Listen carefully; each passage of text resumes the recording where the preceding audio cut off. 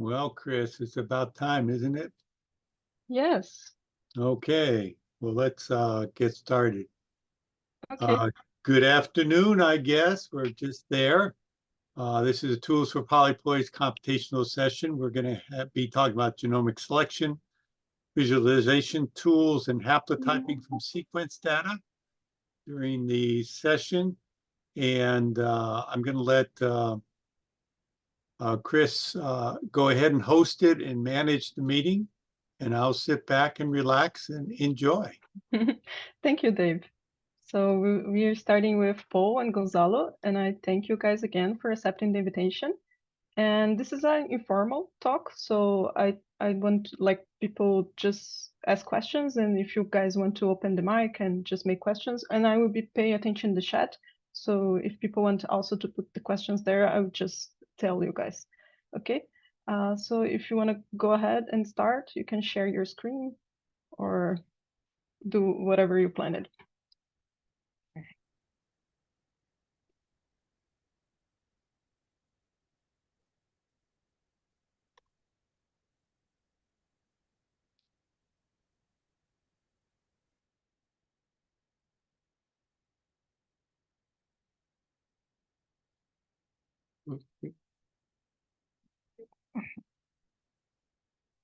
Okay, can you all hear me? Yes, yes, we can. Okay, so my name is Paul Adola, and I'll be presenting today with Gonzalo Carsoso. So I'll be giving the presentation, and Gonzalo will be answering the question. We are both from the Blueberry Breeding and Genomics Lab at the University of Florida. We are both PhD students, and we'll be giving a talk on genome selection with stage-wise R package. So before we dive into stage-wise R, we want to start with multi-environmental trials, painting a scenario using the blueberry breeding program. So in blueberry breeding, before the release of a cultivar, it usually takes about 12 to 15 years using the traditional breeding method. And multi-environmental trials usually carried out at the third and fourth stage of the breeding program, which are usually evaluated at several locations in Florida. And candidate genotypes are also taken to different countries like Peru, Morocco, to further evaluate. So, but with the advent of, with the incorporation of genome selection in the breeding program, this has reduced the breeding time to between 7 to 8 years for a cultivar release. And we know during, in the blueberry breeding example, during multi-environmental trials, different variables are usually accounted for example, the genotype, the location, the year, the block, the age, the state, check, row, columns, and application. And one important question is, can we actually fit all these components in a single stage GBI model?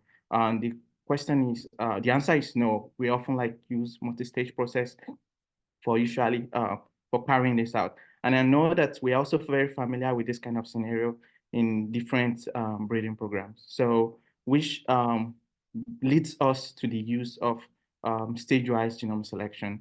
So according to Edelman 2023, so this requires a stepwise process. So in the first stage, the blues of the genotypes within the environment are usually computed. Then we usually have an estimate of the residual covariance. And this information are usually transferred to the second stage where the blobs for the breeding value across different environments are usually estimated. The advantages give us is in terms of reduction in potential GBI information loss if we do not account for this residual covariance in the second step of the model. And we can also leverage the advantage of using the two-step approach in terms of lower complexity, lower computational demand, and able to undo large data and unbalanced data set. More of this can be read in the paper given here, shown here below. So now to stage-wise R package. This package was developed by Jeffrey Enderman and it's also managed by him. So if you want to read more about this, know more about this, you can go to this webpage. And to install this package is very easy. You just need to use the DevTools to install directly from the GitHub page. And it also downloads all the dependencies alongside. So it's very easy to install. And one major requirement for this package is ASRMR. So this package is necessary for variance component estimation. So I need to have the license before you'll actually be able to use this package. So, and what I found from the use of this package is that you need to have an up-to-date R software. And if you're using RStudio, you also need to make sure it's up to date. Moving forward to the GS using stage-wise R package. So I'll be defining the functions in sequence and how it's being used for doing genome selection. So the first function here is stage 1 function. So this function is used to estimate the blues and the standard errors. And before you do this, you actually need to read in your data into R. So this is a system data. So your data must be in a CSV file and before you'll be able to use it in this package. So, and you need to have the IDs of the environment as ENV and that of the genotype as ID. Then you can state other variables based on the experimental design you have. Like, for example, if you have blocks, row, columns, like also like stand counts as in this example, is this sweet potato example, and you have your different response variables. Then another important element of the stage 1 function is the effect. So you need to define the effect. So in this example, we have block, stand count. You can also have like row, columns, depending on your experimental design. So you have to define if it's a fixed effect or it's a cofactor. So for example, in this, what I'm showing here is that block is used as a factor and stand count as a fixed effect. So with this, you have to create a data frame that you provide to the function. So to the stage-wise function itself, you need to define the name. Like I said, if you are using your data, so this must be a CSV file. So you can just specify the name of the CSV file based on the location you have it on your computer. Then you specify the response variable and the effect that I showed earlier. Then the solver. So the default solver for this package is the ESRMO, as I earlier explained, and this will help in estimating the blues of each genotype in each of the environment. And you can also use, it's also like use another type of solver, which is called SPAT. So if you are interested in visualizing the spatial trends of your experimental design. So the next function is read genome. So after estimating your blues, you want to read in your genotypic information to actually estimate your blobs. So you need the read underscore genome function. So again, the file name must be like must be a CSV file of your genotypic information, and you have to specify the deployed level depending on the crop you are working with. Then this map equals true if you're interested in GWAS, because this function can also run GWAS, but this is beyond the scope of this presentation. But setting it as true or false doesn't affect any downstream analysis. And you need to specify the minimum minor allele frequency. The default value is 5, so you can modify this as you deem fit. And the dominance argument here is set to true, and you can also set it to false. If you're interested in estimating the dominance variance, so you have to set it to true. So, and also another type of genotypic information that we can use is the H matrix.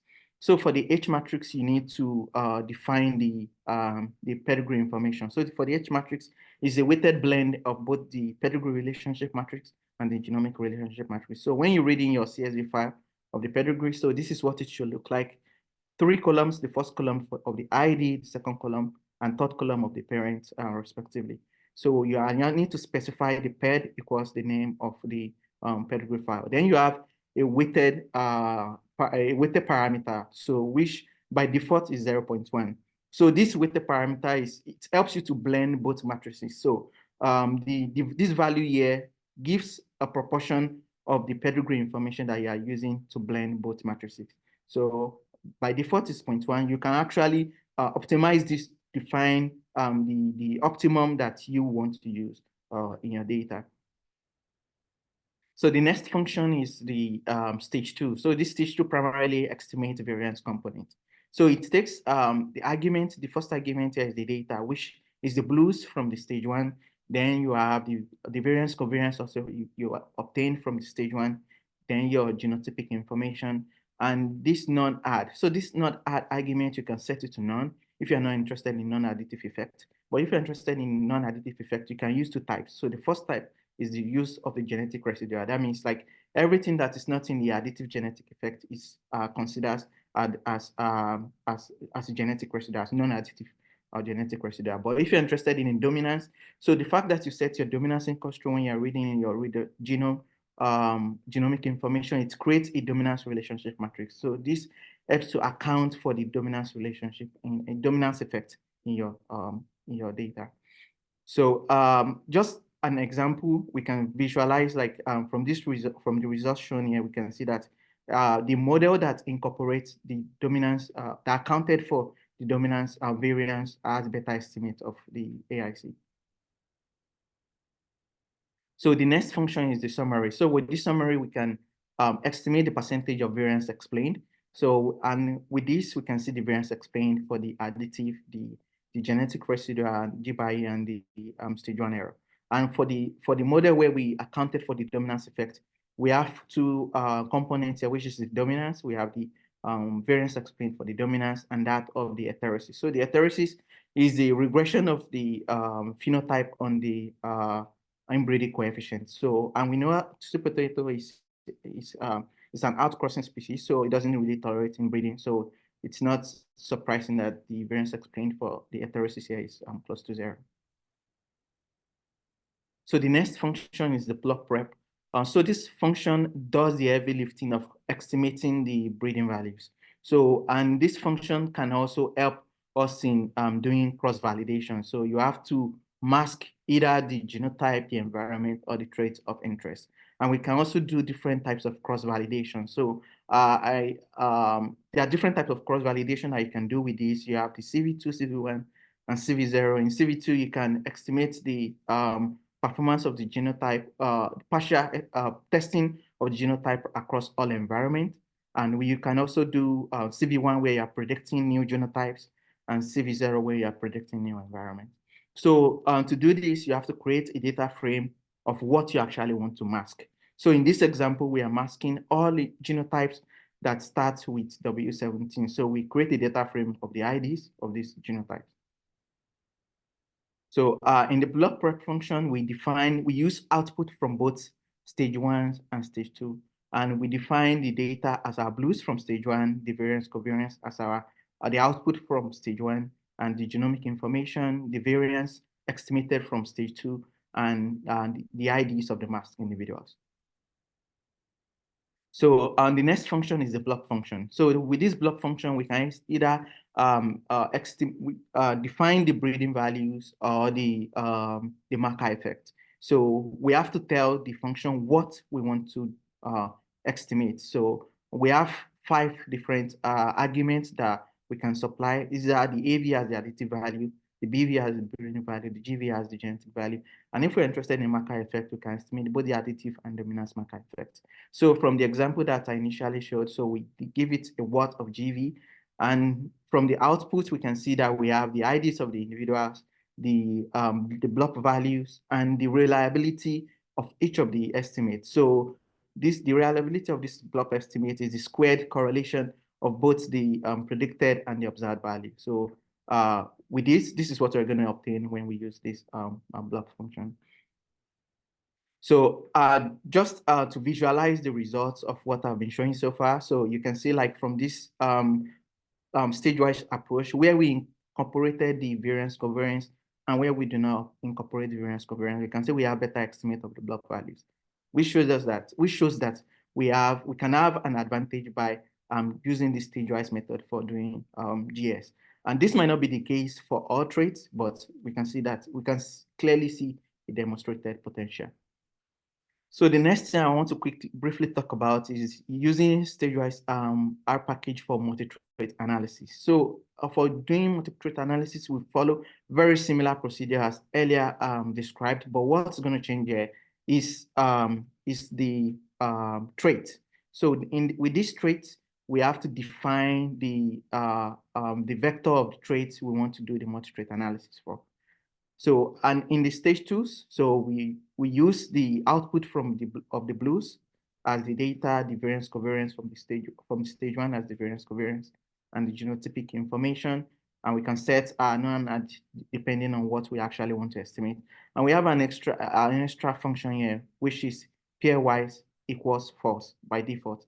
So with this, if you have the traits that you want to run the multi-trait analysis for, if it's not very large, you can leave this argument as false because it can be very computationally intensive. But if you have very large number of traits, you can change this to true. And what it actually does, it does the pairwise, it computes the pairwise genetic correlation between each of the traits. So the output from this, from the stage two, so we can have the percentage variance explained for each of the traits. So we can see that from these results, we have the highest variance explained for the additive variance.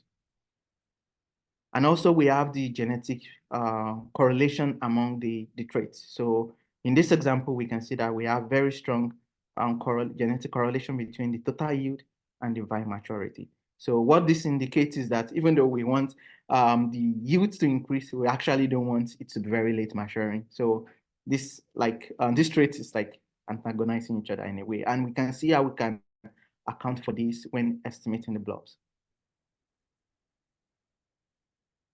So we have a new function here, which is called gain. So this gain helps us to be able to simulate the response to selection. So if we specify a particular selection index, so it helps us to be able to simulate what will be the response. So this we can use to be able to modify what we can predict, the blob value that we can actually predict. So here we need to create a vector of the merit coefficient. So we give weight to each of the traits. And because the trait itself has been standardized, so we can give like weights, for example, because we're interested in total yield and fry color, we are not interested in vine maturity. So give a weight of 1 to traits for total yield and fry color and 0 to vine maturity. So in the gain function, what we use here is the output from the block prep function. So we put this here. And the merits will be the vector of the merit coefficient that we defined here. So from the output that you are looking at here, we can see that despite the fact that we give a weight of 0 to vine maturity, we still have a positive response to selection. And this is because we have very high genetic correlation between total yield and vine maturity. So we can, one good thing about this package is that we can restrict we can further restrict the response of vine maturity. So with this, we can define, we can use this restrict argument inside the gain function. So, and this restrict argument takes a data frame of two vectors. So we have the trait, we have to define the trait and the sign. So, and this sign, we can use 3 types of sign. So the first sign is the less than sign, and the equals to sign and the greater than sign. So for the less than sign, what it indicates is that the response to selection will be less than or equals to 0. For the equals to sign, the response to selection will be equals to 0. And the greater than sign, the response to selection will be greater than or equals to 0. So as an example that is being shown here, we use the less than sign. So we can see that the response to selection is actually 0 for vine maturity. But it's at the end of the day, we can see that it's kind of penalized the response to selection for total yield. And this is because these two traits are quite correlated. So from here, we can actually use this index coefficient and use it to estimate the blob that we use in this blob function. So in summarily, there are other things that this package can do. So there are other like usefulness. We can do k-fold cross-validation, and we can also compute the correlation between the environment using factor analytics. And we can carry out GWAS. And another very interesting thing is we can fit significant markers when we are using the block prep function, and we can actually use a secondary trait as a covariate to predict the primary trait of interest. So, and if you want to read more about this package, you can just check the vignette on the GitHub page of this package. So we have different vignettes that explicitly explain most of these functions with examples, with very clear example. With this, we're happy to take questions. Okay, thank you, Paul. We have a question that actually Jikin and Maria already answered, but maybe you want to do some comment about it. The question is the choice of the weight not arbitrary? Yeah, I saw the discussion. Okay. Please mute your. Okay. Yeah, actually, the weights for each trait are decided by the breeder. Usually, when we work with many traits, it's hard to start making selection looking at all of them at the same time. So what we do is like compute this like selection index to be what is the genetic merit of each one of them. And then instead of selecting for each trait by separately, we select by this selection index. I don't know if that kind of like answers the question. But yeah, you define the weight, but what is more important for your breeding program? As Paul saw, now for us, maybe the most important was total yield and fry color. However, we also didn't want to make our genotypes later in maturity. So he put a restriction in maturity, and then he will be selecting the parents with higher breeding value according to that restriction for the genetic merit of each of them.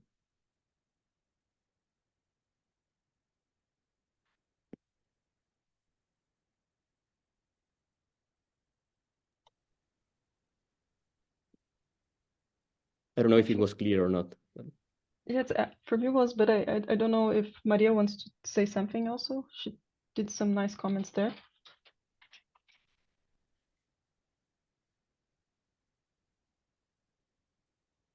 Dave just put in another question, and I will read for you guys. It's, at what point do you genotype in a breeding program? If you start with 10,000 seedlings, how many would you eventually get genotyped?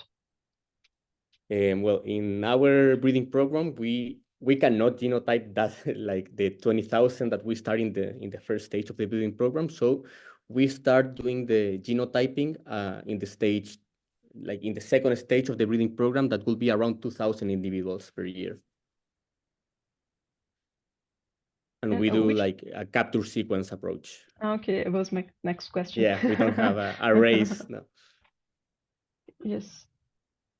And the capture sequence approach, like you have a set number of markers, or it's variable? Well, we developed like the probes. Actually, Paul worked in optimizing all of that, of which probes would like be optimized for our predictions. And out of that, yeah, we have the total number of markers that is usually around 50,000, 60,000. I see. For like around 15,000 probes, 10,000 probes, yeah, something like that. And the blueberries are always tetraploid. Yeah, autotetraploids. And well, we have a lot of white species that we are also trying to progress. We have some diploids, we have hexaploids, so. And do you mix diploids in the genome selection? No. How we used to like introduce these individuals with different ploid to our program is that, for example, for something diploid, we do chromosome doubling first to be able to be compatible with our genotypes. So then we treat everything as an autotetraploid. That's the idea. Oh, cool. Nice. Another question, how you calculate the increased genetic gain that you get using genome selection? Well, that's like very inside of the function. I don't know exactly how do they calculate, but I imagine it's like the response to selection like by the heritability. But yeah, I'm not sure how this program does it like inside its functions. So, sorry, maybe if we go inside to the functions, we would get it. Or yeah, and the stage-wide package, it's the SRMO is required, or there's some features that doesn't require the SRMO? yeah, it's for the stage 2s, because for the stage 1, you can use as REML, you can use SPATs, or you can actually provide your own blues, and you can do the stage 1 separately. However, for the stage 2 and on, you need as REML. You need as REML, and you need to pay for the license. So like this package is kind of restricted in that sense that you need to have as REML to run it. I see. Okay. Cool. Any other questions?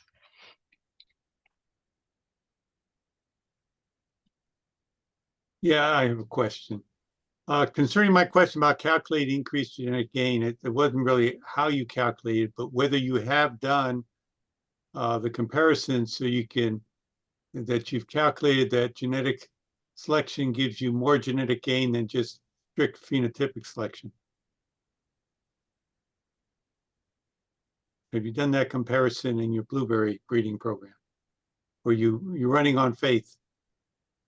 No, in the breeding program, we have compared and we have seen that we get a higher genetic gain using genomic selection, but also because imagine that our whole process traditionally tended to take like around 12 to 15 years to develop a single genotype. And now after we started implementing genomic selection, we have achieved higher gains, and now we are being able to release cultivars after even 4 or 5 years, the last ones.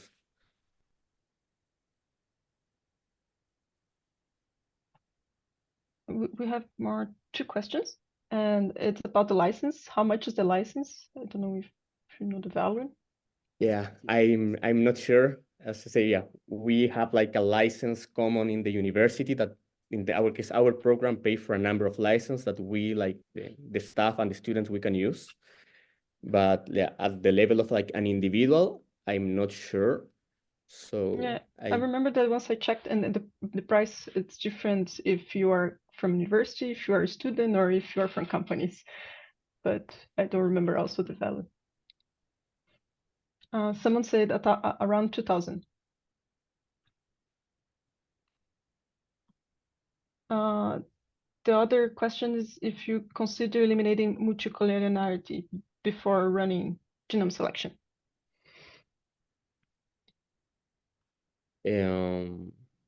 Like you mean when you have like in the multi-trait, or?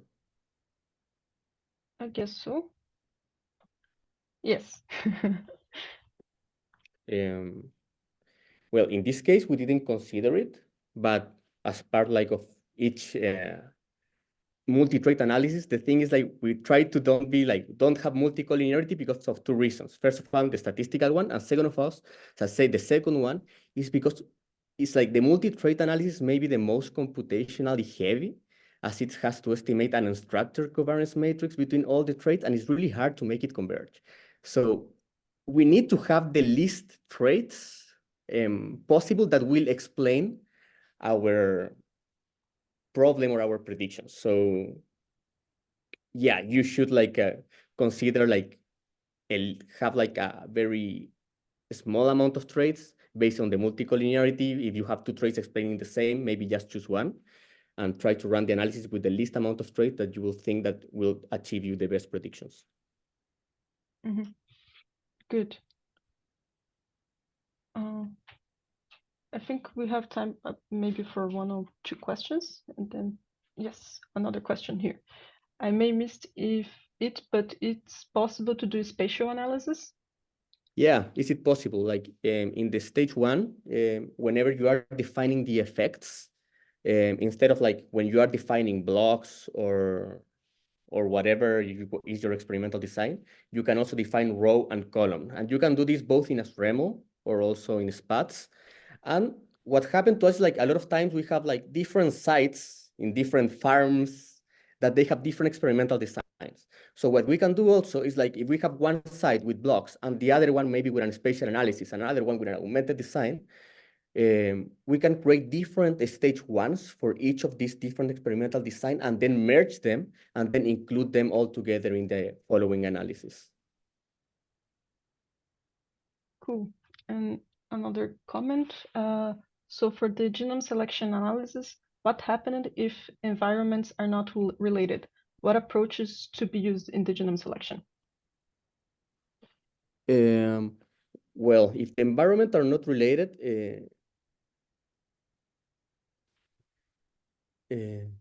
I don't know. They are always like related in somehow. It might be like because of the weather, the location, or something. They are more similar than the other ones. And the two difference in here is like, well, in the example that Paul showed, we are assuming the same correlation within all the environments. That maybe not be the perfect case for a G by E model, but also in the vignettes, they can show a little more complex analysis in which we can assume for this like difference in the correlation between all the environments using a factor analytics model.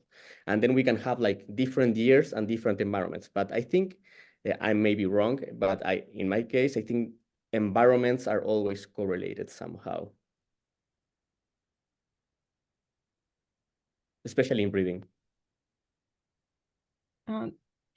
Okay. Can you provide a general rule for thumb? In your case, genome selections on the second stage for 2,000 plants.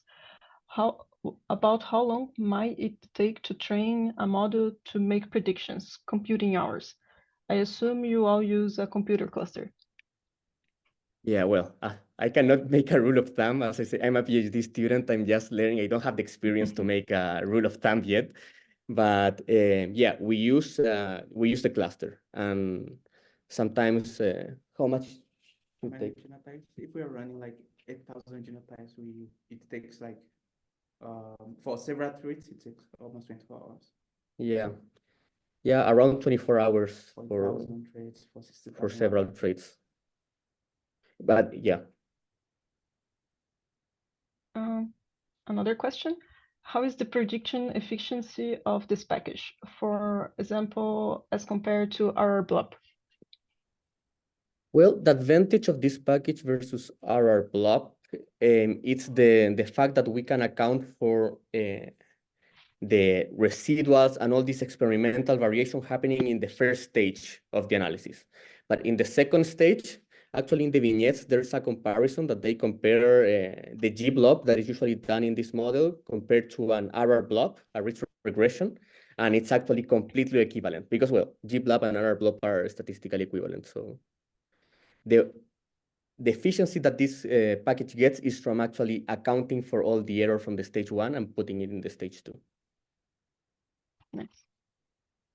Or by the correlation of the environments, or by adding the dominance, like more than for the model for estimating the blobs. Cool. So we passed a little bit of time, but the next session is mine. So I don't mind if you guys still have questions, and you can still put in the chat. I think I will go and start with what I prepared, but feel free to make questions about genome selections. Okay. So thank you again, Gonzalo and Paul. Okay, no, thank you. I will also add my email and maybe Paul. So if whatever you can maybe email us or. Really whatever. nice. Okay, thank you.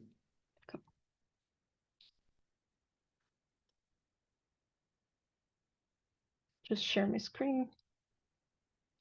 Here. Okay. Here.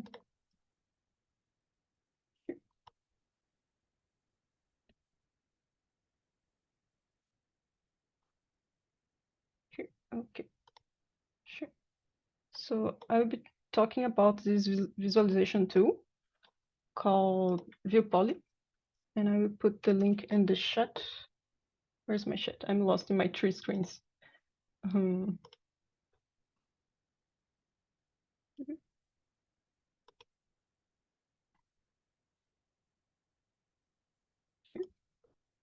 So I think you guys are seeing this, the ViewPoly page. Yes? Can you see my screen? Chicken? Yes. Yes. Okay. Can you put in the chat the ViewPoly link?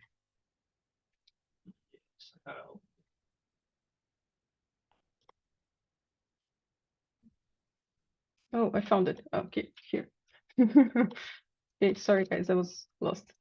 Okay, so is this package that we released, I think it was 2022. It's a collaboration with North Carolina State University. And what it does it gets results from many other packages to do linkage analysis, and it integrated and display graphics automatically. And it's pretty easy to install. We have a version in CRAN that you can install with install package and view poly. And this is a little bit, this is the most stable version, but it's a little bit outdated compared to the GitHub. And I will soon submit another version for CRAN once I fix all the tests.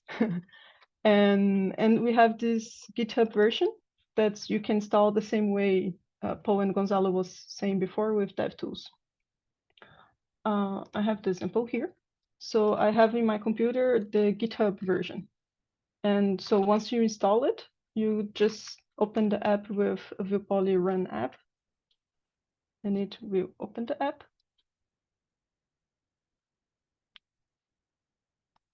And so we have like a workflow of how it works. It accepts results from mappoly and polymap-R for linkage mapping, and for KTL mapping from KTL poly, poly KTL R, and dia KTL. And this part I will let for the next session. That's what Olivia will talk about it. And also from genome, reference genomes and annotation files that you can be visualizing too. And we have conversions functions internally that will merge all these data files and will display in 4 different models. What we call like the map browser that will display all characteristics about the linkage map, the KTL browser that we can see the KTL characteristics, the integration with the genome, and the HeidiCAN that will be the next session. I have one example here to show you guys. And so you will input the data in the inputs tab, and you can open. So we have an example data set. So if you don't input anything, you can still visualize what the app can do. But I will just show you how to input some example results. So I will show with mappoly results. This is for potato data. So I just drag here, and I put it links here to show how to get these objects. It's results from mappoly analysis, and I give some examples of the functions that generate this object and how to obtain that. I think Jiken showed that in the first session. But we also have this in the viewpoly tutorial. And we also include a link to the mappoly tutorial. I think it's this one. That is the whole explanation on how to generate the maps. And we did that for all softwares. So I showed mappoly, but we also have the polymap-R here. And we also have descriptions in the tutorial on how to get the objects. So I would just upload this one, poly, and then need to press this button. It's important, submit. And I can do the same thing with the KTL data. And I have it here.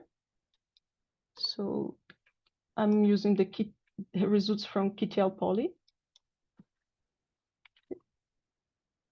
And oops, what is that?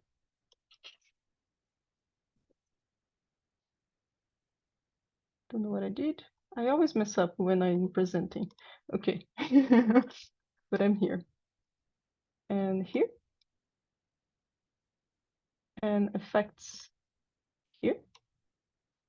And the fitted here. So all right, data, remain, effects, and fitted. So I can just submit it. And I will also submit the genome files.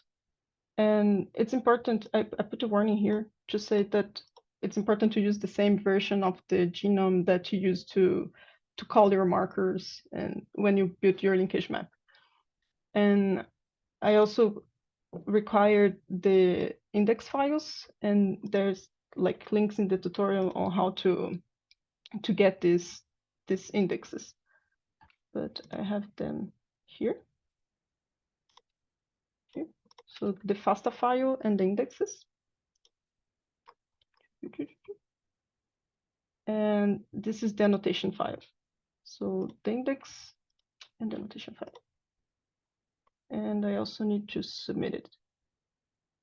Let me close this other R that I opened. Okay.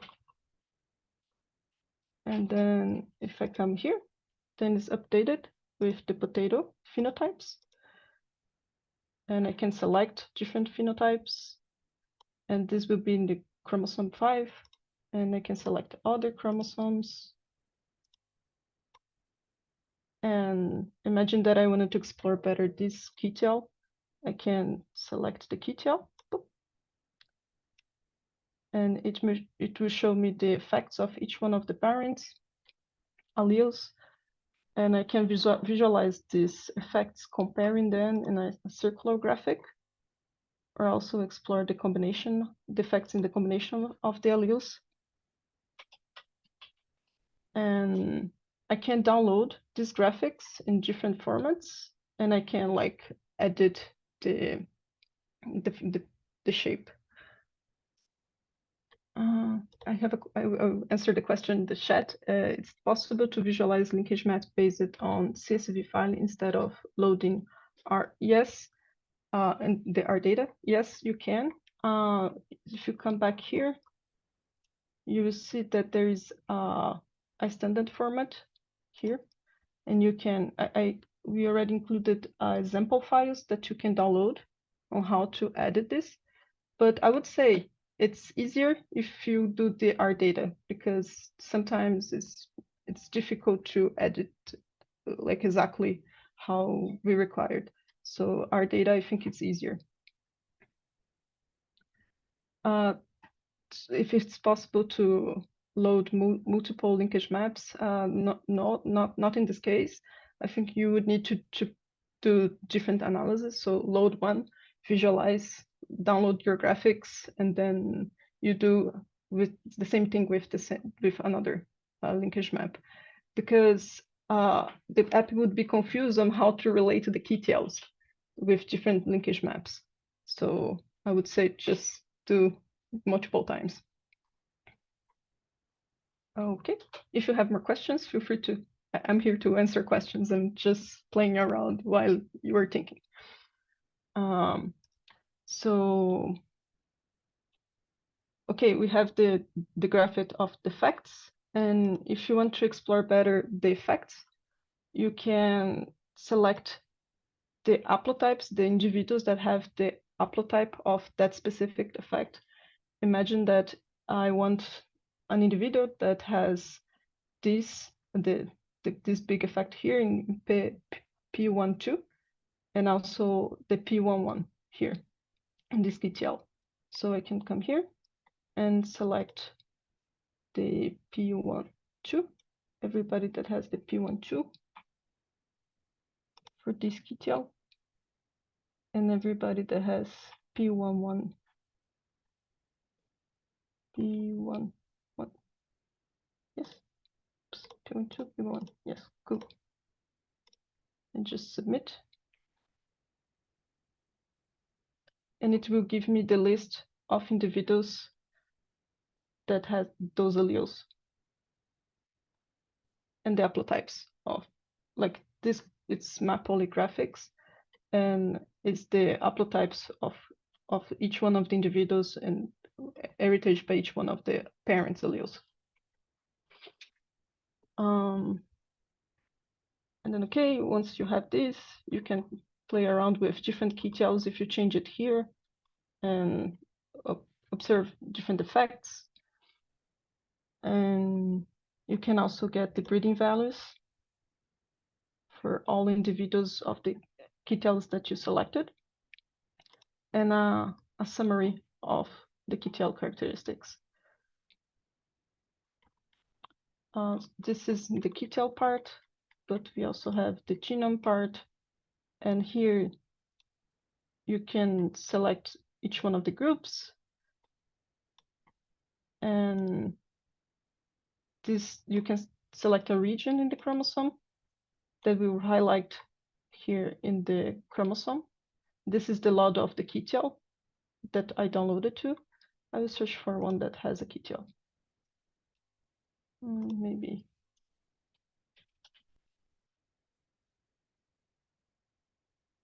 This one in the very beginning here.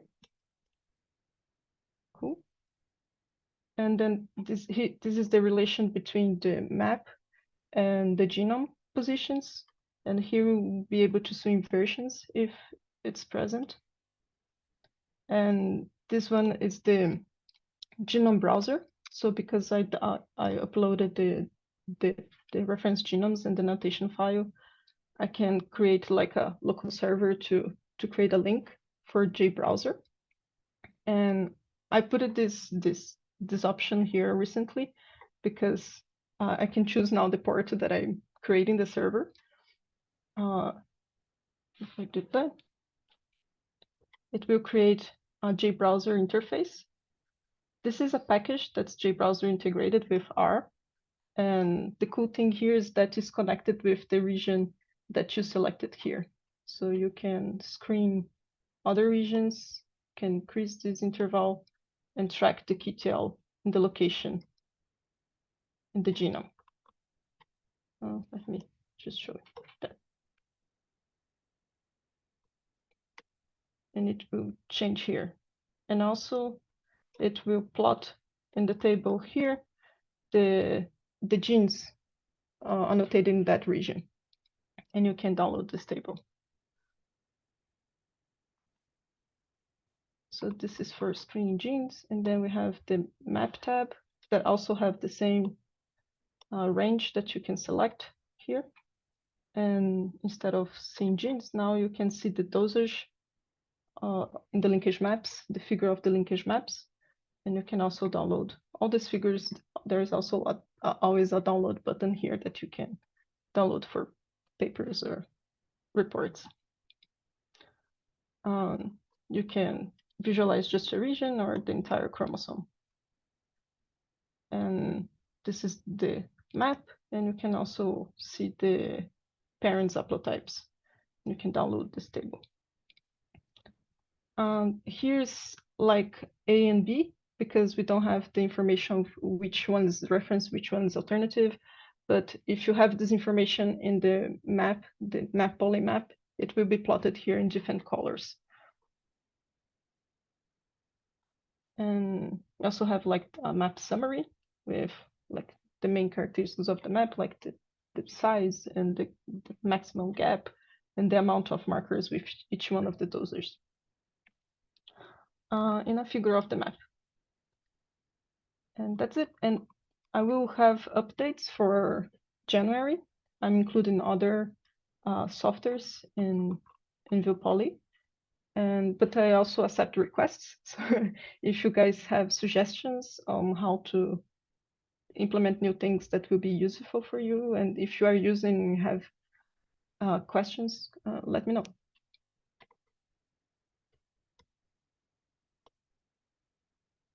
Any questions? If you don't have questions, I still have cool things to show.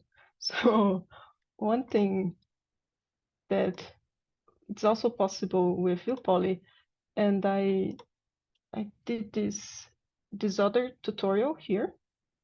It's how to use ViewPoly to make your dataset available, public available, but it can also be used as an internal database. So to organize our data from Rose Lab, I use this branch to create this other version of ViewPoly that's our internal database. Just a second, I will answer questions.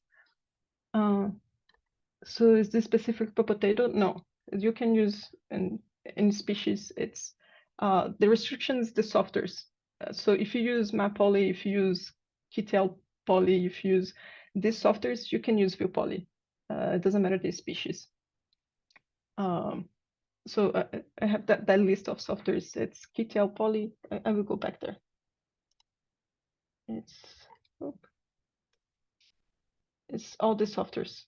If you use them, you can visualize your results in ViewPoly. Okay, and can be any species.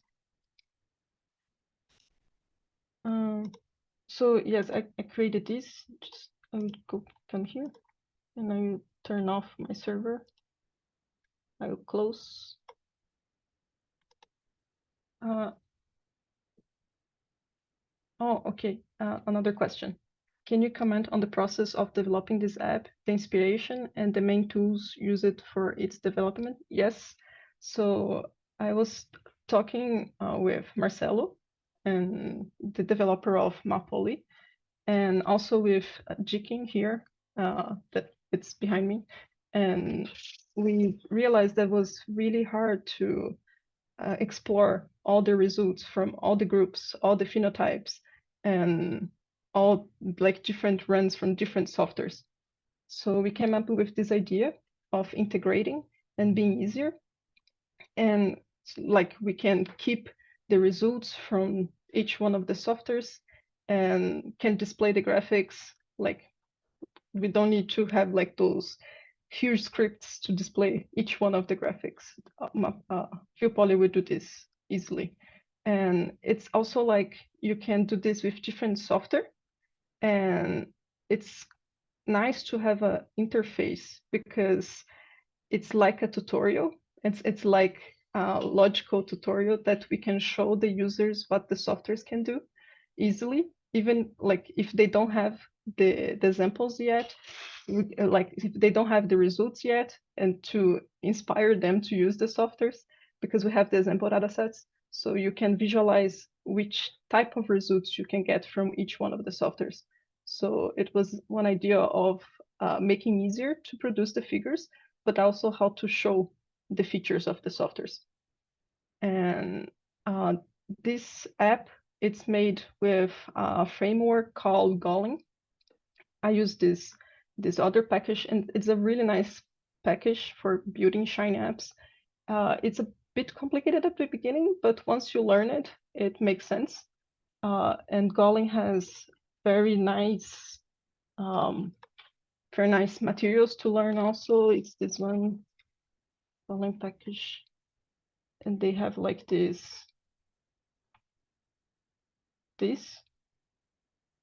And what I like is that it's very well structured. If I want to deploy it and like Shiny apps, I can. If I want to deploy it in only my computer, I can too. And it's also a package structure, so I can provide functions that's not of the graphical interface. It has the automatic tests and everything.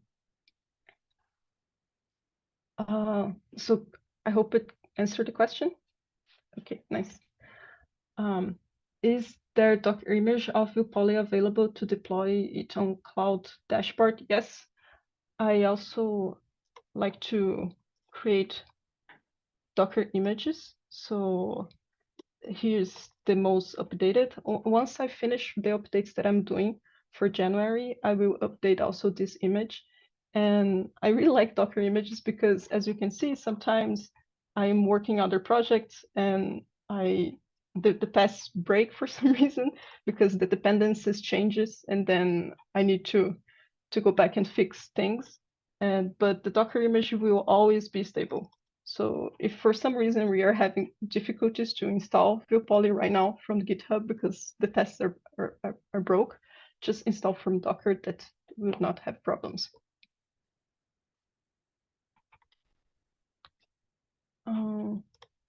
So I was showing this. That's also a cool thing. So what I did for our lab, we have several results from KTLs, from different people, from different maps, different phenotypes. And we are now planning also to start to align our markers with other genomes. So we have this this view poly interface that's connected with one of our directories in our computer. And I just put here for my colleagues some instructions on how they can put their results inside our this interface. And we already have like two of them there. We are deciding how to define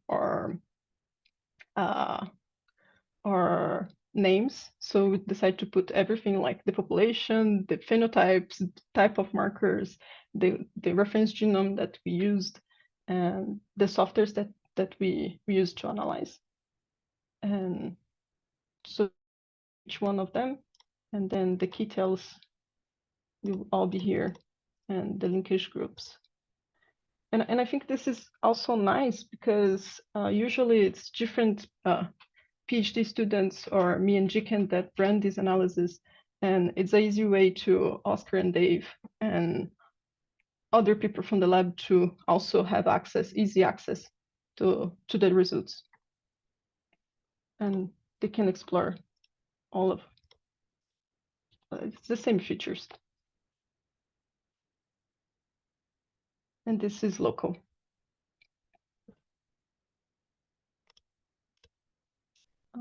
Yes. Any other questions about ViewPoly?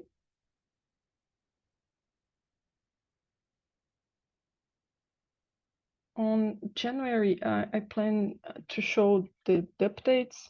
And yes, one of the updates was the integration with Heidiken. That's the next session.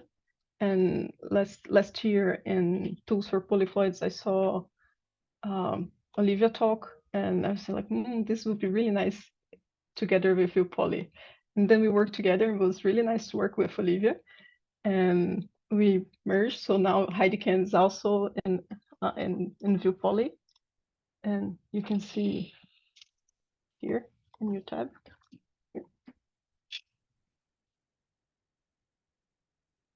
Heidiken's here, and we work together for doing that.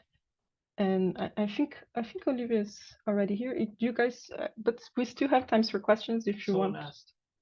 Someone asked if it's free. Oh, yes, someone's asking if it requires license. It doesn't require a license. It's free. You can access GitHub or CRAM. Another question is, does version of MapPoly affect when you use ViewPoly? I use old version of MapPoly to produce our data.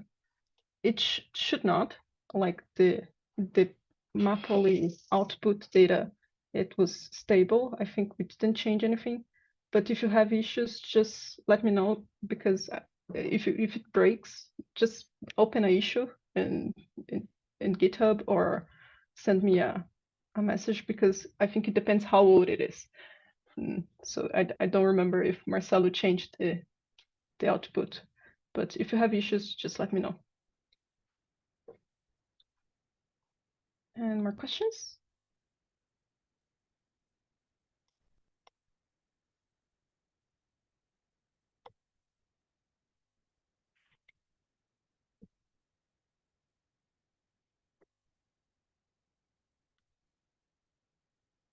Yeah, it's so Marcelo seems to change name of functions while updating. Yes, it's not only him. It's really hard to keep. If we want to update things, sometimes we realize that the object needs to have another structure or something like that, and it's hard to keep the same.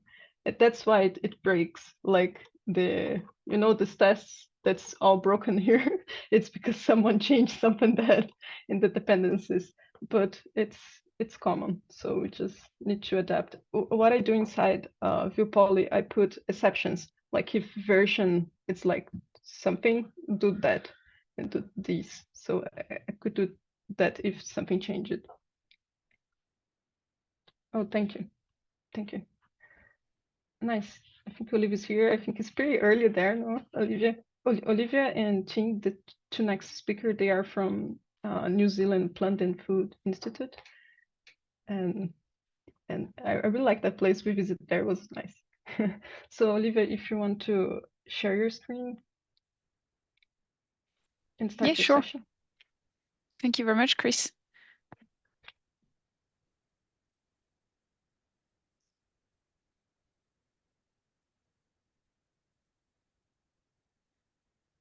Okay, so hopefully you can now see the screen and you can hear me correctly. Yes, perfect. Yeah, awesome. So yeah, thank you very much, Chris. Thanks for inviting me to give a presentation here. I hope it's going to be useful. So I thought I would get started with a small presentation to explain the concept of the Heidecken package, and then I can answer any questions or give a demonstration. So the Heidecken package came about when I was doing my PhD. A couple of years ago, I was working on some potato data, and I was lucky enough to have genomic data and also transcriptomics data, and we were looking at a particular trait, tuber bruising. And I found that I had results from different types of analysis. So I had GWAS results for different traits using different genetic models from here it is, from the GWAS poly package. So there were a number of GWAS results that I wanted to look at, but I also had results from transcriptomics differential expression. And because the tuber bruising in potato has already been studied, we already know some of the genes that are potentially involved in tuber bruising. And so I had a list of candidate genes of interest. And I was trying to find a way to visualize all of these results into one summary figure that I can use to compare the results of the different analyses. So that's what the Heidecken package is all about. It's for visualizing in one plot the results, significant markers from one or more GWAS analysis, significant genes from differential expressions, and also manually curated lists of your preferred genes. So the way it works is that you have the results from these three different types of analysis. So I'm showing for GWAS results, typically shown with a Manhattan plot. You have the volcano plot for your differential expression, and you have often the candidate genes, you show them as a table. And what the Heidecken package does is that it instead will take all of this information and show it into one single plot. So the way these Heidecken plots are structured is that each chromosome is represented in a little window or a little panel. And then on the x-axis, you can see the position, the genetic position, the physical position along the chromosome in megabase pairs. And then you're going to have several tracks on the y-axis that are going to represent the different sources of information. So if we start with some GWAS analysis, typically once you have the scores for the different markers, you pick a significance threshold, and any marker that has a score above this threshold are going to be the markers that you're interested in studying further. And so what the Heidecken plot does is that it takes the physical position of these markers and it represents them along the chromosome with little points. And you also have a vertical bar so that you can compare this exact position with information from other sources. In here for the example, I'm just showing points in one color, but actually the color of the point can be used to represent the score that the markers have. For differential expression analysis, it's kind of similar. You also have the different genes are given a score, but they're also given a log2 fold change. And typically when you want to look at what are the genes that are interesting from this type of, from the results of this type of analysis, you pick a significance threshold on the score of the genes, and you also pick a threshold on the log2 fold change. And the genes that are above these two thresholds are going to be the ones that are interesting. So again, what the Heidecken plot does is that it takes all of these genes and it shows them or shows their physical location on the chromosomes.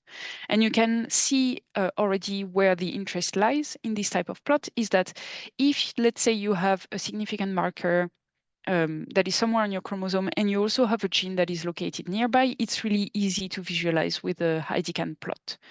And otherwise, if you wanted to do that, you would probably have to do tables and compare the values. But I think it's more compelling to have a plot where you can easily and quickly notice where are the points, so the significant markers and the differentially expressed genes that are located together. Now, on top of that, if you have some candidate genes, so you know a couple of genes that are probably involved in the traits that you are studying, then you can also add them on your in your HiDCAN plot. So that's the third track. And because typically these genes, you know what they are and you are interested in them, in the HiDCAN plot, they will have they will have a little label that gives their name, so you can quickly recognize which are these genes, where they are. And so ideally, you can see here, for example, a region. So it's a made up example, but you can see a region where you have a gene of interest. It coincides nicely with a peak in your GWAS analysis, and you also have a differentially expressed gene that you found in your own analysis nearby. The input for this, for the HiDCAN package is simply data frames. And so that I did that because I wanted the package to be useful no matter which type of tool you were using. So it's not using the result of a particular package, but instead it's using simple data frames. So you're giving data frames of GWAS results, of differential expression analysis, and your list of candidate genes. And the only requirement for these data frames is that they need each specific columns. So for example, when that have specific names. So for example, when you're giving GWAS results, you need to give the position of the marker with a specific name, position. You need to give the chromosome on which the marker is located, the score, etc. I won't go into detail too much right now, but there's the explanation is in the documentation of the package. The other thing that you need to use the package is a significance threshold for each of the analyses. And that's another thing that when I was discussing with my supervisor found it could be useful is that sometimes, of course, when you want to, for example, publish the results, you're going to use a certain threshold. But sometimes it's nice to see the peaks in your GWAS analysis, even though they're like below the threshold that you would use to consider a marker as a significant QTL. And so it's nice if you're able to tune in your plot which threshold you're using to see how many peaks you see, for example. And so these thresholds are for both the scores, but also the fold change in the case of differential expression analysis. Now, just in terms of what a real HiDCAN plot looks like on real data, that's one of them for the tuber bruising trait on potato for the analysis that I did for my PhD thesis. And so as you can see, there are different boxes that represent the different chromosomes from the potato genome. And then you can see the tracks, so the GWAS peaks, the differential express genes, and also some candidate genes that I found from previous papers studying tuber bruising. And what I like about this type of plots is that you can easily see, for example, places where there's a lot of cluster of genes that were found to be involved in tuber bruising, and you can see whether I found some GWAS markers close by that had high scores, or like which places you don't see any type of signal relating to tuber bruising. So I think in the case where you have a very nice trait where you have one single peak in your GWAS analysis and a couple of differentially expressed genes, it's maybe not the most interesting, but in often cases we don't get that nice Manhattan plot with one peak type of results. And so in that cases, I find it's very useful to have a way of looking at all of these results into only one figure. As I was saying, everything is written in the documentation. There is a step-by-step guide on how to import your data, what are the requirements for your data, etc. So I will paste the link in the chat very soon. And with respect to how you can use HiDCAN, it's available on CRAN. For the stable version, the latest version is available on GitHub, and you have the documentation that, again, I will paste in the chat. We also have a preprint that, if you are interested in using HiDCAN and want, for example, to publish the plot, we would really appreciate if you could cite the preprint while we're getting it published. And so as Chris was saying, when I gave the presentation on HiDCAN last year at the Tools for Polyploids workshop, it was really nice to be able to chat with Chris, and she was really, really nice and really keen to get the HiDCAN included in ViewPoly. So now you don't even have to install the package and use it as per the documentation. You can actually, if you're already using ViewPoly, you can directly use HeiDeCAN from there. And I was hoping that I could show an example of that, but for some reason, of course, because I'm presenting from home, my computer is misbehaving, and so for some reason I cannot run ViewPoly. So you will have to take my word for it that it's there. Okay, if you want, I can show. Oh yeah, that would be amazing if that's Yeah. okay. Yes, super okay. It's maybe it's because of those X in the test. My fault. Oh no, So I think it's some VPN work issue that's okay. yeah, messing up. So I'll stop sharing. Okay, I And can yeah, share it here. Second screen. Okay. So this is. Are you seeing this, HeiDeCAN? yep, Yes. perfect. Nice. Okay, so we included here. So it's we have also the input data tab, and like we have the other ones, we have one for HeiDeCAN, and it requires that, if I'm not wrong, or you can include the our data files, and also the differential expression. And I think I put the description here. I think this is the HeiDeCAN tutorial. Yes, it's here. So it, as Olivia said, it will be the description of the input files. And once you have this, you can play around with the graphics. So here it is, the nice plots. And you can define the thresholds, as Olivia was saying. And you have some other options also for edit the plots. Yeah. Exactly. This way you can make it ready for, if you want to use it for a presentation or something, you can add title, change the size of the points, all of that. Yes, it was cool. Yeah, and it was Okay. really amazing to work with Chris and integrate that in ViewPoly. So when I in the CRAN version of the package, I made a very basic Shiny app where you can do something similar. You can import your CSV file and you have buttons to choose the threshold, etc. But it's nowhere as nice as the ViewPoly version. So I think it's really cool. Yeah, because we worked 24 hours. That's the thing. That's the difference. Like I Exactly. was, because she's in New Zealand and I'm here, and then I woke up and Olivia updates. That makes difference. Exactly. And then same for me. Then I can start my day and I can see Chris's update and work on that. So it's very efficient collaboration. Yes, cool. We need to figure out more things to collaborate. Exactly. And so one of the last thing that I just wanted to mention is that, as I was saying, I wanted the package to be useful for any results that you would have. So that's why it's taking CSV files. But actually, one of the things that is also nice, so when I was working on my own data, I was using, as I was saying, the GWAS-Poly package from Professor Handelman. So I also made a function that allows you to directly get the results from the GWAS-Poly package and create automatically a HeiDeCAN plot. And this way it avoids you having to extract the results, put it as a CSV with the correct names, etc. And so that's one of the things that I was hoping to do, but kind of ran out of time to do it. If people have requirements, so there's a QTL package or a differential expression package that they use and they would like to have an integration with HeiDeCAN, I'd be happy to code a converter function. So you can grab the results directly from the package and convert it to an output that is suitable for using with HeiDeCAN, similar to what Chris has done for ViewPoly.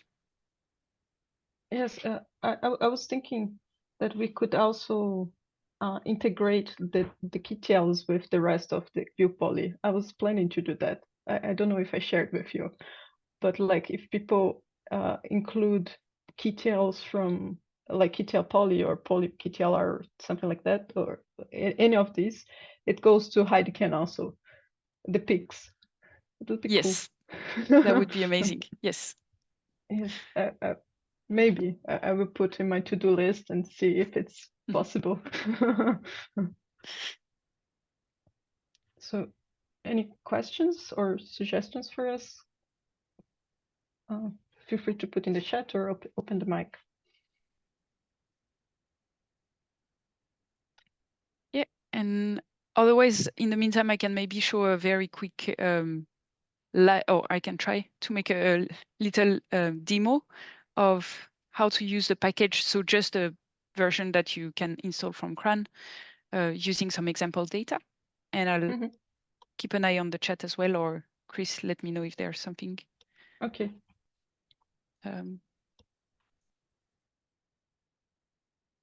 Yeah, so hopefully you can see. Yes, we can. Our studio. Yeah, so as I was saying, you can install the package from CRAN or from GitHub, whatever you prefer. And so then maybe I can zoom in a little bit so you can see better. Here you go. So the package has some example data included in there, so you can get them by using the get example data function. The function returns a list with 3 different elements. So you have the GWAS element, the DE for differential expression element, and the CAN for candidate. And you can see kind of where the name of the package came from. I put them in a list because it's easier for people to get them as once, but for your own results, you can have 3 separate data frames. It doesn't matter. And so if I show you, for example, the GWAS one, we'll look at a little bit what it looks like. So it's a data frame. You have a table called ID. That's the ID of your marker. It doesn't really matter because it's not showing up in the HeidiCan plot. The important columns are the chromosome column. Then you have the position in base pair, and then you have the score. So I think the way I set it up is that you can specify, you can give a data frame that either has a score function or has a p-adj column. For p-adj will be automatically converted. So the adjusted p-value will be automatically converted into a score by using the minus log 10 of the adjusted p-value. The same thing, we can look at the differential expression results. Here you go. We have a bit more information. And again, there can be some columns that are useful for you, but not for the package. It doesn't matter. Like here we have a label for the genes. They are not used in the plot, but they can be here in the input data frame. It doesn't matter. And here we have a bit more information. So we have the chromosome. We have the here I'm showing the p-adj column rather than the score column that will be converted automatically. And we have the log2 fold change. And rather than having a position, we have the start and the end of each gene. And so in the HeidiCan plot, what happens is to represent a gene as a point, we use the halfway point between the start and the end as the position on the map. And then finally, the candidate genes it's very similar. We again have the chromosome start end information, and we also have a name column, and that's the name that will be used in the label for the HeidiCan plots. And now, if you have these 3 data frames, it's very simple to create a HeidiCan plot. You just use the HeidiCan plot function. The first argument is GWAS list. So the reason why you can give a list is because if you had, let's say, the GWAS results for 2 different traits, you could show them into one HeidiCan plot. And you would have 2 different tracks that show the results of your first GWAS. So here I'm just going to give the result of the first GWAS here.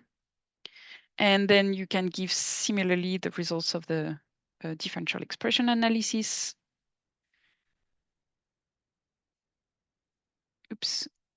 And the list of candidate genes. And then the next thing to give is the thresholds that will be used. So that's one of the things that you can notice when, for example, looking at the GWAS results. It needs to be the score for all of the markers in your analysis, not only the significant ones.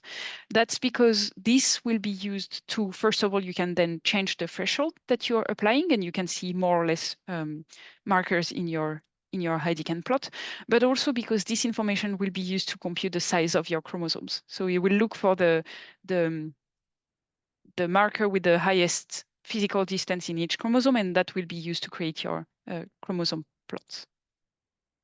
So here we can look at the, oh, I actually forgot the name of okay, score, it's score threshold GWAS. So let's say, for example, we're gonna use, because I think better in terms of p-value rather than directly score, I can say, okay, it's minus log 10. So my p-value threshold would be 0.0001.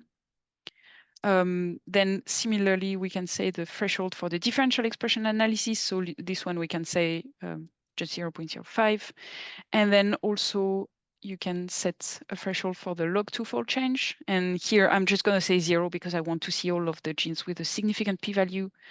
And then you can do other things like what Chris showed, customize your plot. So for example, change the size of the label for the candidate genes so that they can be bigger or smaller, depending on what you want. You can add title, you can add a subtitle, all of that. So if I just do that and run, it's going to take a second. And then, yeah, that's one of the things that I wanted to show. Depending if you're using RStudio, sometimes you will return an error. That's a weird thing that has to do with the size of your plot on the size of your viewing window on RStudio. So if you get this type of error, you can just increase the size window and hopefully that will work or not. I'll make it even bigger. Of course, because I'm working from home, suddenly all of the things that I was hoping would go smoothly. Yeah, it should be big enough now.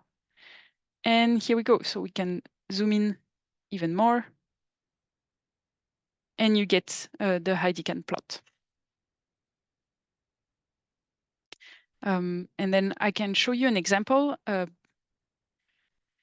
Let's imagine that we have two different GWAS results. So I'm going to create, I'm going to use exactly the same markers and score, but just to illustrate. So let's imagine that I have a second data frame called X2 that contains GWAS scores, but let's say let's imagine that it's for another trait. We could pass a list here for the GWAS results, and we can give name to the list. So for example, this first data frame are the GWAS results for a first trait. And then I have a data frame for the results, of another trait. And then we could run that. And then just wait a second. And zoom in. And you can see now that you have two different tracks on the y-axis. Here you have the track for the trait 1, the results for trait 1, the results for trait 2. And so, of course, here, because I use the same data frame, you see exactly the same peaks. But I think it's really cool if you have, for example, you're studying two related traits and you want to see whether the peaks in your GWAS align or not, then you can use that to, rather than looking at different sources of information, looking at GWAS results, but for different traits. In particular, I found that useful when I was starting to use the GWAS poly package, because in the GWAS poly package, you can test different genetic models. And so that's actually a nice way of comparing whether the genetic models give you similar peaks in your GWAS results, or whether they highlight different locations in the genome as being is important. Yeah, so I found that was quite nice. Yeah, and so one last thing that I can show is that this is the documentation for the package. I put the link on the chat, and so you have the installation, etc. An example, but if you click on Get Started, that's where you're going to get most of the information. So you have information about the input data and what type of columns you need to have, and then you have information about how the basic thing, how to create a Heidekan plot, but other things, like for example, if you have a lot of chromosomes in your genome, but actually only some of them have interesting information, you can remove the empty chromosomes, the ones that have nothing in there, so that your plot is more concise and only shows the relevant information. Another thing that you can do is you can select actually which chromosome and which genomic location you want to look at. So you can focus, if you found that there's a peak with a lot of genes and markers, etc., you can zoom in on them. And you can see more things. That's actually something that's also in the ViewPoly application. So you have a way of selecting which chromosome you want to look at and restrict the genomic position. So that's really cool. And in the article tab, you can see actually how it works under the hood. So if you wanted to do something a little bit more complicated, you could actually see how it's broken down in different functions and how they're used to generate the Heidekan plot at the end. I'm sorry, I hope you can't hear my cat becoming crazy in the background. And then there is also an example of how to use Heidekan from the output of GWAS-Poly, which is the thing that I mentioned, where if you have the results of a GWAS-Poly analysis, you can directly use it with the function Heidekan plot from GWAS-Poly. And that's what I was showing here is typically with GWAS-Poly, so you can look at once at different traits and you can test different genetic models. And so with this function, you can easily see the results for different traits and genetic model and compare them and see whether some genetic models gave you the same result or whether you had similar peaks for different traits, etc. Okay, and I think that's all I can share. Okay. If you guys have questions for Olivia, just put in the chat. I think if it's already there, can maybe already start his session. Is Ting there? Yep, I can start. Hi. So yes, as I said, Ting is also from New Zealand Plant and Food Institute, and he will be sharing about MCHAP. Hello, good morning. Morning, Ting. everybody. I will start by sharing my screen. So if anybody had any questions right off the bat, please feel free to ask them. Otherwise, I will start by, I think I'll just work through the example from the documentation. So if anybody's got any questions, please just button now.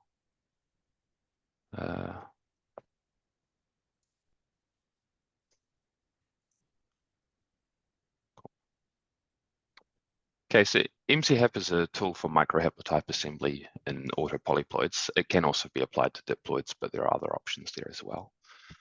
It works in organisms of any ploidy level, so this can be odd or even numbered ploidies, and you can have mixed ploidy cohorts, so you can specify a ploidy per individual as well. Maybe I'll jump to some slides just for a refresher. So, what's up here?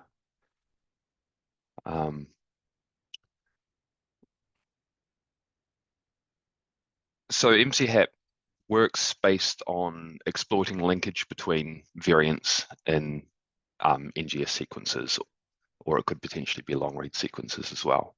So in this graph here, I'm showing a coverage over a capture bait target for capture GBS, so targeted sequencing, which has this almost bell-shaped curve to it. Each of these dark gray lines is a read aligned to a reference genome, and then those colored points are showing single nucleotide variants with respect to that reference genome. And if you zoom in on this plot, this is from kiwifruit, a tetraploid kiwifruit individual. What you see is that along these reads, you see these consistent patterns where you have multiple SNVs occurring on a single read. Now, when we normally call these with a variant caller, I mean, this is less true than it used to be. A lot of variant callers will take into account haplotype information now. But often what will happen is a variant caller will just call these as individual SNPs, and so that linkage is lost. The idea of MCHAP is to try and assemble variants that look like the underlying haplotypes in the genome. So that's trying to keep that linkage or use that linkage to assemble short sections of the genome. And it does this with a process called Markov chain Monte Carlo, which is where the MC comes from. Seeing as this is a computational workshop, I'll jump to the GitHub repository now. So Plant and Food Research /MCHAP. If you type MCHAP GitHub, it should, into Google, it should come up in one of the top hits. So it's a Python package, which is fairly easy to install. You just create a Python environment, install the dependencies. There's some installation instructions here. And it's a wrapper around multiple tools. So the primary two tools in there are MCHAP assemble and MCHAP call. MCHAP assemble is the primary tool for de novo assembly, so assembling those snivs into short haplotypes based on reads. MCHAP call is a tool that is used for calling genotypes from a set of known haplotypes, and the two can be used together in what I refer to as a two-step approach, which can improve genotype calls in related individuals. So the example I'm going to go through is also available in the GitHub repository. So if you click on there, it'll open up the example in GitHub and all of the underlying data files are available there as well. So I'll jump to the Jupyter notebook now and maybe zoom in a bit. So hopefully you can see that. So this is a Jupyter notebook, but it's running a bash kernel, which means that all of the code that you see running in this is bash code. So MCHAP is designed to run on Unix systems. It's tested on Linux. It should probably work on Mac as well, although I haven't actually run it on Mac in some time. And so the data set we're looking at here today is a small subset from a biparental cross of tetraploid kiwifruit that was published a few years back by Teha et al. The input files required for MCHAP, there's a range of them, but the basic input files you need would be BAM or CRAM files, so of your NGS sequences aligned to a reference genome, a bed file that specifies the target loci for haplotype assembly, an input VCF which defines the basis SNVs for assembly. Now this can be created in a variety of different ways. You could use a standard variant caller like GATK. MCHAP now ships with its own tool called FindSNVs, which just reports potential SNV sites. And you'll also need a reference genome. So if we look inside the BAM file directory, we can see that there's 22 BAM files that have been indexed. So you've got the BAI files as well. This is a biparental cross, so 2 parents, parent 1, parent 2, and then 20 progeny. The bed file defines the loci for assembly. So in this case, because this is capture GBS sequencing, we're using bed files that define the approximate locations of the bait targets. So these are about 120 base pair intervals. All of them are on the first chromosome because this is a subset. And so essentially this file is the chromosome name, the start, the stop location, and then you can optionally include an ID at the end here, which can be useful for interpreting downstream. In this example, I'll just be using 4 of those loci though, to speed things up a bit.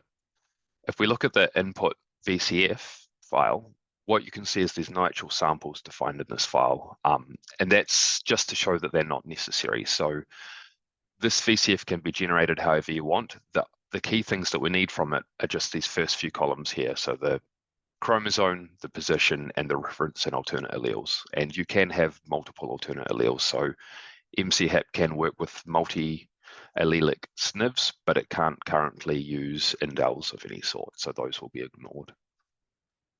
A basic assembly using MCHAP assemble looks something like this. So MCHAP assemble, then define your BAM files. So in this case, I'm using a Unix wildcard to just indicate all of the BAM files that are in this location. Define that bed file of your targets for assembly, your input variants, and your reference genome.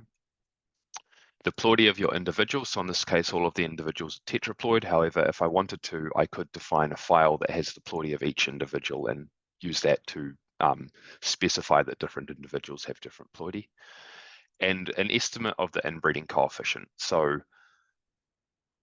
This may seem a little bit vague, but MCHAP can use the inbreeding coefficient to help inform the assembly and genotype calling. Generally speaking, it's better to overestimate the inbreeding coefficient than underestimate it. If you don't specify anything, it will be set to 0, which is kind of the only reasonable default when you don't know anything about the organisms that you're assembling. But in general, particularly in breeding programs, the inbreeding coefficient is probably going to be a bit higher than that. And so I would recommend that you always set it to about 0.01, if not higher, if you don't have actual estimates. And like the ploidy, this can be specified in a file per individual, so you can have different inbreeding coefficients for different samples. Then the output of MCHAP assemble is just plain text VCF, so I'm piping that into bgzip to compress it, and then I'm using tabix to index that compressed file. So I'll start running this here. You can see that the VCF has started appearing. MCHAP will assemble one locus at a time and stream the output, so the file will slowly fill up over time. It will take a little bit. I should have started running that slightly earlier.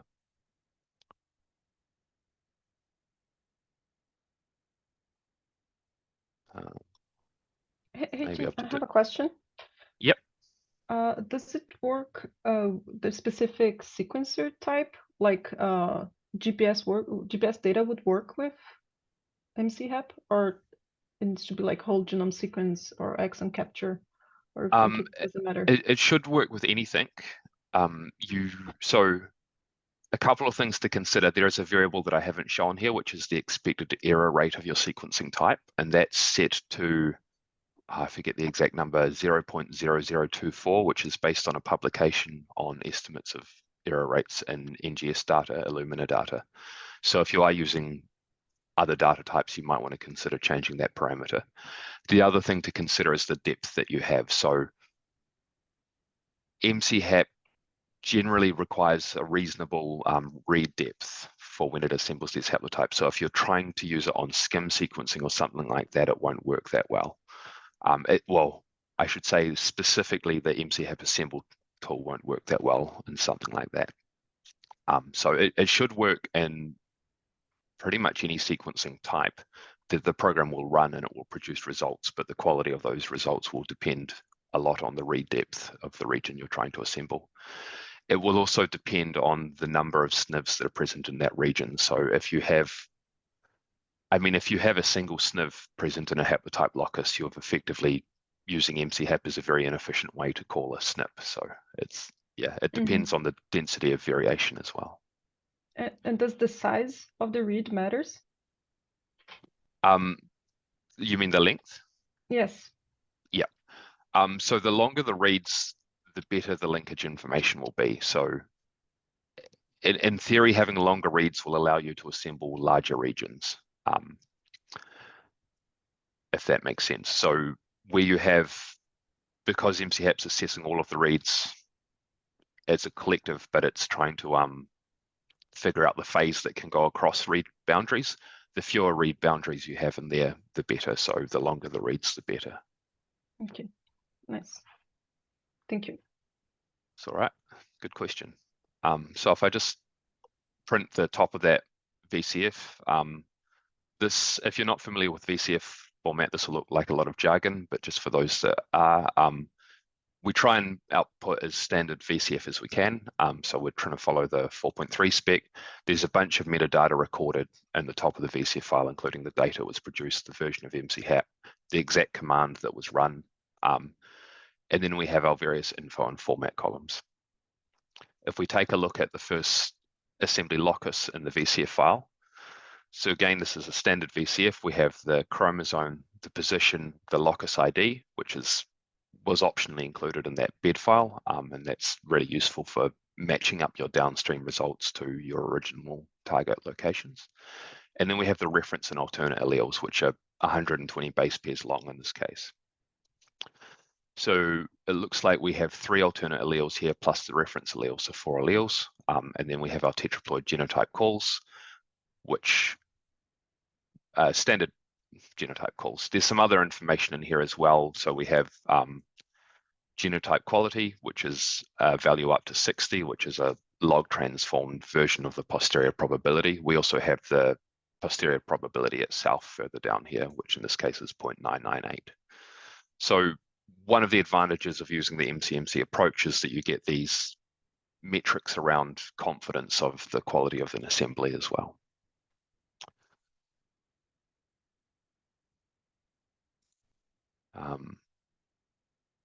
So you will notice that the first two individuals in this file are the two parents. The first one has quite a reasonable posterior probability of almost 1. The second one has a posterior probability of around 0.48, so slightly less than 50%. So it's probably a lower read depth sample or a lower quality sample, and so we're getting a lower posterior probability. And that's an important thing to note, is that MCHAP will always try and return a genotype call, but the quality of that genotype call may not be great. So you need to check the posterior probabilities or the quality scores. So there are some cases where it won't return a complete genotype call. I'll just try and spot one of these, or maybe I'll look at the second locus. So this is a different locus that was assembled here. We can see this call here, we have a missing allele here. By default, MCHAP will only report haplotypes that have a reasonable confidence of occurring in at least one individual. So if you have a poor quality assembly, you may end up with such low posterior probabilities for some of the haplotypes that they're not actually reported in the VCF. And that's just necessary to try and keep the VCF sizes small, because there are millions or potentially billions of potential haplotypes depending on the locus that you're assembling. We can't possibly report all of them without making an absolutely enormous VCF file. In this case, I won't go into too much detail here, but locus 1 looks like a really good quality assembly. There's a few genotypes that don't have great support, but overall it looks very sensible. Locus 12 here looks like a lower quality assembly. A couple of the telltale signs here is one, that you have many more alternate alleles. So when MCHAP is struggling to assemble a location, particularly due to lower read depths, you will tend to end up with a lot more haplotypes reported. Basically because as the read depths get lower and the quality of an assembly gets lower, there's more potential haplotypes that may be present in some of those genotypes. We can also see that in the allele count fields here. So this is counts of the alternate alleles, and that quite a few of these are actually 0. So what that means is some of those haplotypes, there was enough evidence that MCHAP felt it should report them, but they weren't actually present in the posterior mode genotype of any of the individuals. So MCHAP does report some haplotypes that aren't actually found or haven't actually been called in some of the genotype calls. And that's because it's trying to give a representation of the posterior distribution of haplotypes rather than just the posterior mode. That may sound like a bunch of jargon, but basically MCHAP's trying to give some sort of certainty around the potential genotypes, not just the most likely genotype. Another telltale sign here is that this last value in each of these records, you can see quite a few 2s here. This corresponds to the MCI field, which stands for Markov chain incongruence. So when MCHAP assembles a genotype, it actually does that analysis twice by default, and then it compares the results and see if they are congruent with one another.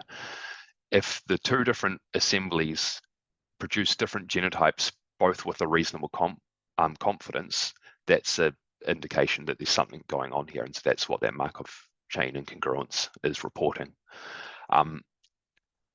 There's a few different ways that can happen. The simplest way to explain that is if you assemble a genotype saying that it should be a tetraploid and actually there's more than 4 alleles in there, then the different Markov chains can disagree with each other.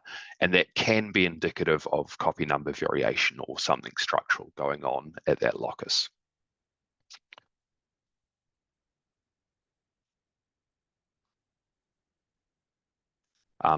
Just to look at one more location in this assembly, we can see at locus 19, all of the genotypes are blank, and that's because none of the alleles that were explored actually met the threshold for reporting, because in this location there's 0 read depth, and you can see in here we have read count and depth that are all 0. So if you have a locus, if you try and assemble a locus where you have no read depth or have extremely low read depth, you'll probably get a something like this in your VCF file. You can see that we still report the reference allele because it's required by the VCF standard, but we also have this ref masked tag in here, which indicates that the reference allele has only been reported to conform to the VCF standard, not because there was any actual evidence for it being present in our population. I might skip this next step in the interest of time. So this is just showing one of the options for reporting posterior allele frequencies. Maybe I will run this one, just get it started at least. So in addition to the fields that we've sort of described up above there, there's a bunch of optional fields that can be reported by MC-HAP. One of these is AFP, which stands for posterior allele frequencies. And so this is effectively a way of reporting the posterior mean genotype rather than the posterior mode genotype. So this will give the estimated frequency of every allele present in every genotype. And the reason that this is an optional field rather than by default is because that increases the size of the VCF file quite substantially. So a couple of the other fields that are optional are genotype posteriors. So this will report the full posterior distribution, although it is slightly truncated because we don't report all of the haplotypes that are possible, and the genotype log likelihoods.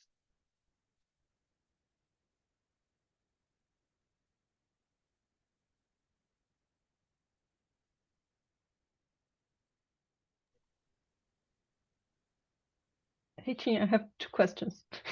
Yes, please. More questions. Yes, I can do this. I appreciate your software, and I still need to perform more tests. But I have more questions for you. Yep. You mentioned some parameters that could be used as filters for markers. And do you suggest one specific that would be very efficient to remove the markers that are not good? You So, say like, okay, removing whole loci. yes, remove. Yeah. So I actually think one of the simplest things, just in terms of getting quality assemblies, is to remove sites with low read depth. So it's hard to give an exact figure on that because it'll depend on your data set. But if you see some of these noisy loci with lots of haplotypes and very low posterior probabilities, one of the easiest and least biasing ways to deal with those is to remove loci where there's low read depth on average. Mm-hmm. So read depth is the first one. The other two are MCI. So when you run an assembly, it's not uncommon for 1 or 2 samples to have an MCI of a non-zero. So some evidence of Markov chain incongruence. I generally am not too concerned if it's just 1 or 2 samples of 50 or 100 or something like that. If you're starting to get sort of 25% or something of the samples have that MCI tag, then I would probably consider that to be a dodgy locus. That could be from misaligned reads and so on as well, not necessarily copy number variation. In terms of ease, I actually don't have anything reported in the info field corresponding to that. So is that sort of what you're asking, something rather than individual genotype calls looking at sort of the whole locus? Okay. Yes, to filter markers. Yeah, that would simplify it. So maybe you could open an issue on the GitHub page and for something about the average Markov chain incongruence or some way of summarizing it for all of the individuals, because that would actually be quite a useful parameter.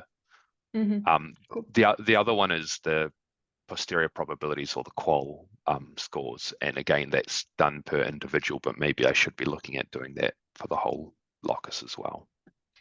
Yeah, because So I don't know, like in other calls, I see that usually when the marker is very wrong, it's better, like it's not genotypes, it's just the marker. So I kick them out totally.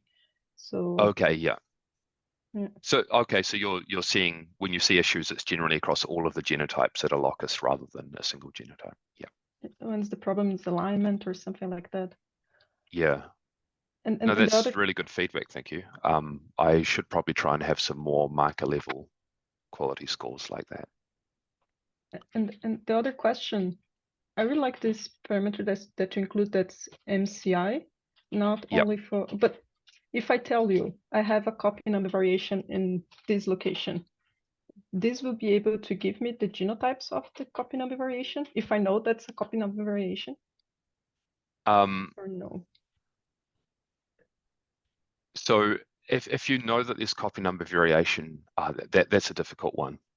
So if you know that it's a duplicated locus that's present in all the individuals of your population, then you could just assemble that locus alone at a higher ploidy. That should give you some indication. It may be slightly biased if one of those copies is, so one of those copy locations has more representation in the sequences than the other one. If it's on a per individual basis, some individuals have higher copy number than others, then that gets a bit more tricky unless you have an estimate of what that is for individuals.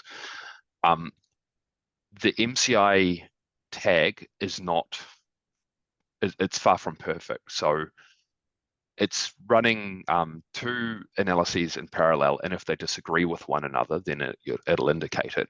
But it is, even if there is something like copy number variation occurring, then it's possible that both of those replicates will assemble the same genotype anyway. So